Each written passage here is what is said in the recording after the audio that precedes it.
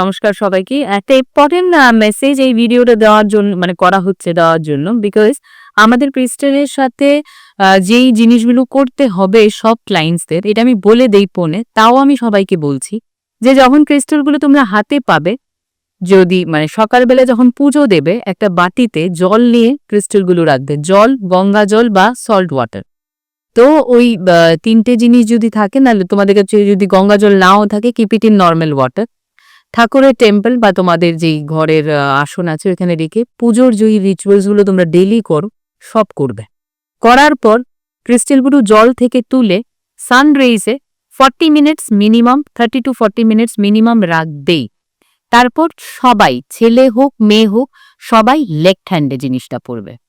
অনেকজন আমায় বলে যে ছেলে বলে রাইট হ্যান্ড, আমি যখন বলেছি লেফট হ্যান্ড লেফট হ্যান্ডেই পড়বে। যাদের রাইট হ্যান্ডে পড়তে হবে আমি পার্সোনালি ফোন করে তোমাদের বলে দেব।